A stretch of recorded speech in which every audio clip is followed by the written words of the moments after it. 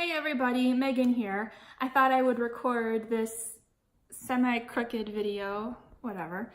We're gonna go over 10 cold emailing mistakes that will totally slow your growth and make it really difficult to bring in new clients. Okay, I've got my notes in front of me because we kind of have a lot to go over, but this is going to be very helpful. I talk about cold emailing all the time. It gets me really excited because it works so well. So let's get to it. The first and probably most common mistake that I see writers making is they mass email the same email to everybody. This doesn't work. It's never worked. So if that's your plan for cold emailing, don't waste your time. People know when they're getting the same email that you've sent a bunch of other people. It's very obvious. We all receive these kinds of emails in our inbox, and what do? Most of the time, we don't even open them. We just leave them unread, or we delete them, or sometimes they go straight to our spam folder. I know that this is tempting to do with your cold emailing because it's very fast. You can send out emails like this, but it doesn't deliver. You're not going to see any results from this. I know you might be thinking that cold emailing is kind of a numbers game. You have to send a lot of emails to see results.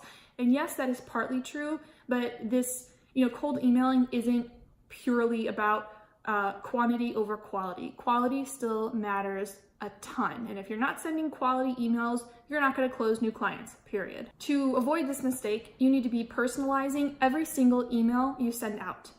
I know it sounds like that's going to be a ton of work. It's actually not as much work as most people think. Of course, it's going to take more time than sending the same email to everyone. But again, the results are going to be better. To personalize emails, you should never be sending them to whom it may concern. They should be addressed to a person, and you should be emailing them directly. You should not be sending emails to generic info@ or support@ email addresses. Again, it's because I've sent I don't know how many emails to those types of addresses, and very infrequently do those people end up being converted to clients. Your results are going to be so much better if you communicate directly with an individual, obviously, ideally the person who is responsible for the blog or the closest you can get. The next most common mistake I see is that cold emails don't end with some sort of call to action. A call to action is exactly what it sounds like. It's a statement or a question that prompts the recipient to do something, to take action. The reason we want to end with a call to action is because if you end with, hope to hear from you, thanks, sincerely, Jane Smith, there's nothing there that's encouraging them to respond. The conversation just completely drops. Instead, you always want to be working to move the conversation and the relationship forward. So your emails should always close with something that prompts the recipient to take action. Now, that could be trying to set up a phone call. I always tell my writers, the goal with emails should ultimately be to get that person on the phone where you will eventually close them. You want to close. I've had better, results closing over the phone as opposed to email. That'll be, it's different for everyone, and even for me, it's different from client to client. But getting people on the phone is great because when they hear your voice, you make a more unique, organic connection with them. You're not just some stranger behind a computer.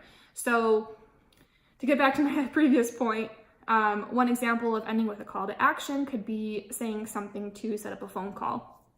The best way to do that is to suggest a time or a few times so that all the recipient has to do is respond and say, yes, that time works, or no, what about this time? So don't just say, I'd love to talk on the phone with you. It's too broad, too generic, and it doesn't encourage them to take action. Instead, say something like, I'd love to hop on the phone so I can learn more about you and your blog. Do you have availability this Friday? Or what's your schedule like Monday, Tuesday of next week? The third mistake I see very often with cold emails is that the writer makes it all about them. I know this is tempting because we are very eager to tell potential clients about who we are, what we do, and why we are so good at what we do. There will be time for that later on, but for that first cold email, it's so important that you make it about them, because at this point, they don't care about you. And I don't mean that to sound harsh, but that's how all of our minds work, especially when we're talking about an email from a complete stranger. So if you email a stranger and you say, "Dear Bob, I'm Megan and this is what I do and this is why I'm so good at it and I've been doing it for 10 years, blah, blah, blah." Bob's like, "Great, what's in it for me?" And that's what you need to be thinking about when you write cold emails. What's in it for them? What do they get out of it? What are the benefits? And I talk about this a lot, features versus benefits. Don't say in your cold emails, "I offer optimized content, SEO, keyword research, 100% original blogs." Those are all features. Instead, tweak the wording and explain what the benefit is for the client. What do they get out of it? So as opposed to saying that your content is optimized with keywords, you might say, blogs are written to improve your rankings and increase your website traffic. Those are two benefits that you get when you write optimized blogs. Before you send every email, take a step back and look at it and ask yourself, does this clearly convey what the client gets out of it? If it doesn't, rewrite it. That was actually my fourth note, a fourth mistake I see people making. They focus on features instead of benefits. We kind of already covered that. Again, just a quick recap. You will tell them about your features later on. They're going to want to know more about what they're paying you for. But for that initial cold email, again, I know I'm repeating myself, but word it so that they understand how they benefit. A potential client might not really know what SEO means, but they will know that they want increased traffic and improved rankings. Those are things that most businesses are aware of and they know they want it. A fifth mistake that people make with cold emailing, and this will just kill you, you don't follow up. I get more results from the second and third emails I send as opposed to the first. One email is not going to be enough 99% of the time, okay? You have to follow up. I don't wait more than 2 or 3 days, because the longer you wait, the likelier they are to forget about you. Some studies say that we receive more than 100 emails a day, and if you have as many email accounts as I do, it's easily like double, triple that amount, okay? So you want to stay like at the top of people's inboxes and at the front of their mind. Don't follow up the next day. It's too fast. You don't want to come across as like aggressive or desperate, but 2 to 3 days is a really good spot. Your second email can be very chill, very casual. I'll usually just say something like, "Hey Joe, just wanted to follow up on the email I sent a couple days ago. I would still love to talk to you about your blog. Do you have time Friday to talk more?" Or something like that. Very quick and to the point. And again, sometimes people, like when they don't respond to your first email, they really might just forget, or they get sidetracked, or they're buried in emails. They aren't necessarily ignoring you. Sometimes they are, but a lot of the time they just need you to nudge them a little bit. So follow up. I usually follow up a second and third time, and then if my emails are being opened but ignored, I move on. They're not interested, and I don't want to waste my time. Cold emailing mistake number 6. Getting through this list, we're halfway through. Your email is too long. To be clear, I know some people take this approach where they send very, very long emails, but for our industry, for freelance writing, come here. It's very windy and the dogs are scared. Come here. For our industry and what we're trying to do, that first email should be as quick and concise as you can possibly make it. When people open an email from a stranger and they see a huge block of text like this, they don't read it. They're not going to read it. They're not going to respond. It's a huge turnoff. People are too busy and their attention span is like non-existent. So here's an example of how concise I am with my cold emailing. I used to start all my emails with, "Dear so-and-so, I hope this email finds you well. I stumbled upon your blog, blah, blah, blah." Just trying to like come across as what I consider just friendly and professional. I cut all that bullshit out. Now my emails are literally, dear so-and-so, my name is Megan, I'm a writer. I found your blog, here's what I propose. And I mean, I worded a little more gently than that, but I mean, I don't even start with, I hope this email finds you well. It's not necessary. As a little test, I deleted it. I removed that, those first few sentences from all of my emails, and it was totally fine. It's less reading for the potential client, and you don't need it. So keep these emails short. Like I've already said a few times, you need to quickly convey what the benefit is to them and give them a reason to want to talk to you more. Okay, you gotta find a way to do that in a very short email. Do not send them an epic novel. It's not gonna work. Mistake number 7, the subject line for your cold email sucks. Subject lines, there have been whole studies done on subject lines. That's how important they are. At the same time, I almost wanna say it's really important, but it's not rocket science. Okay, so I've tested out lots of different subject lines. I've tried putting the person's first name in it. I've tried using emojis, and in the case of cold emailing for freelance writing, I have found that simple works. My subject lines for the last several months have been, what are the 2 that I use? One is introduction / and then I put the business's name, or sometimes I'll put interested in writing for your blog, and that's it. It's nothing fancy, but my goal is always to not sound spammy, not sound salesy, not use any trigger words that are gonna get me sent to either the promotions tab or spam. And that's how I ended up on those very simple subject lines. To me, they felt natural. I'm not really a salesy type of person. I just wanna sound genuine. And that's what felt real to me. So you're welcome to steal those and try them for yourself. You might come up with one on your own, but if you're new to cold emailing, test everything, but you need to track your results, okay? So you need to be very aware that certain subject lines will get you sent to spam or sent to the promotions tab, and you wanna avoid that. No one's gonna see you there.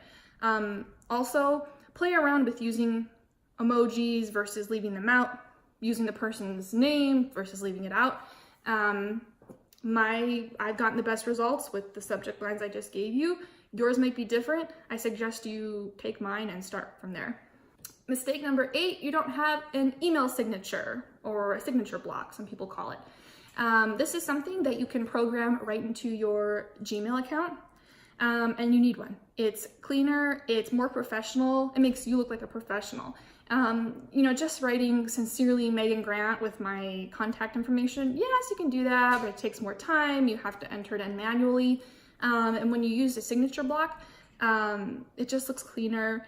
Everything is linked and it looks really nice. And you can even add a picture. I have my headshot in my signature block, and I found that really helps kind of build trust, because like I said earlier, when you're just a mysterious person behind an email, behind a computer, of course, people are gonna be like, who's this? You're a stranger. So when they can put a face with a name, that really helps. So I suggest that.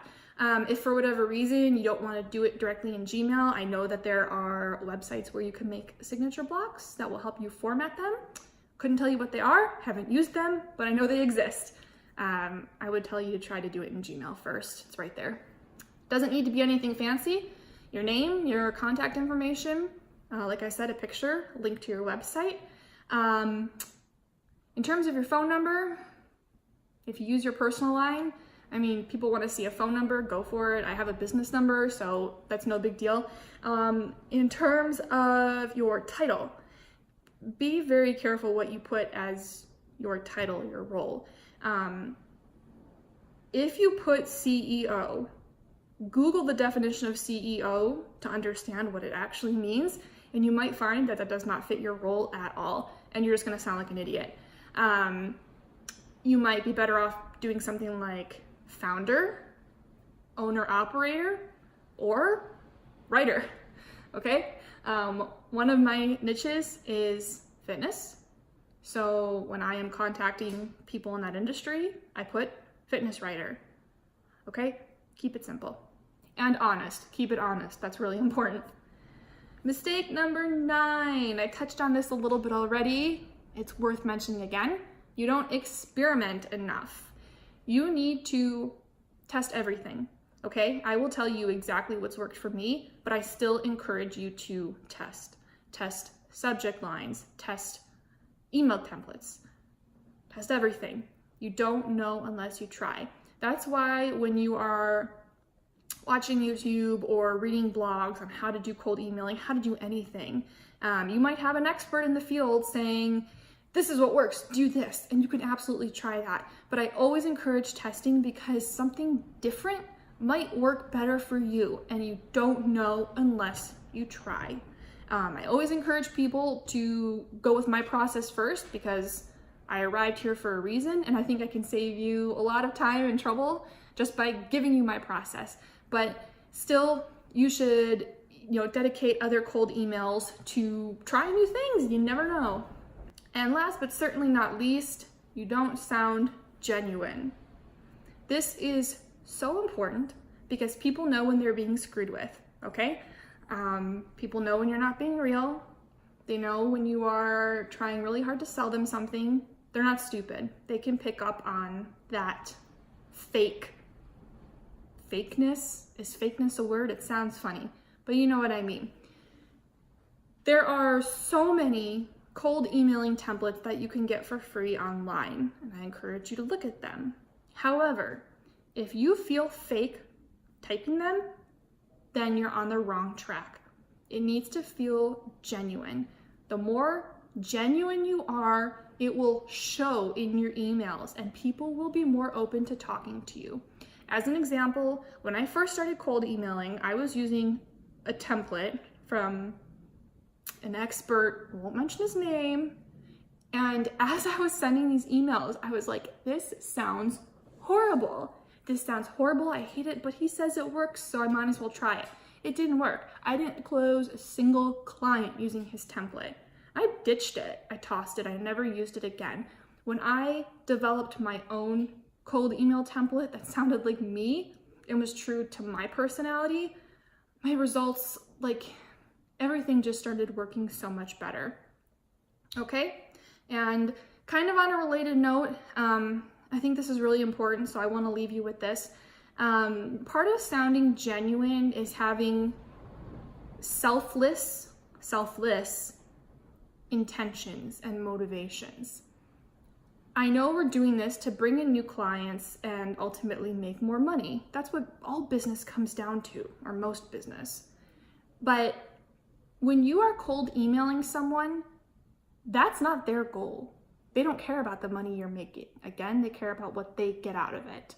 So if you really want to connect with people and you want to see results from cold emailing, you need to shift your mindset from, I want to make as much money as possible, to, I want to help as many people as possible. Money is a great goal to have, but it's not going to be enough to move you forward. When you have the goal to help and to help people grow their businesses using your writing skills, I promise you with certainty, the money follows. And on top of that, people will be more willing to talk to you because they're going to see that your goal is to help them, not just take their money. And as a side note, when you angle it that way, they will be happy to pay you money. When I shifted my mindset to helping people, it's crazy the difference that I saw. Clients that I've had for years give me more work. My income, my business's revenue just continues to climb because my clients know I'm a team player and I'm in this for them. Okay? That's really important. I promise you, you will make more money, but you need to have really kind, organic connections with people. Otherwise, you're just not going to see the success that you want. Okay? So those were your 10 cold emailing tips. Tons of information. If you need to, watch this video again. Cold emailing just made my business explode in a good way. If you found this video helpful, I would really appreciate if you gave me a thumbs up. As always, if you have questions, you can leave a comment and I will respond. I try to always respond. And don't forget to subscribe to my channel. I will be releasing more videos in the very near future. So with that, you have a lovely day. Neo says hi, and love you guys.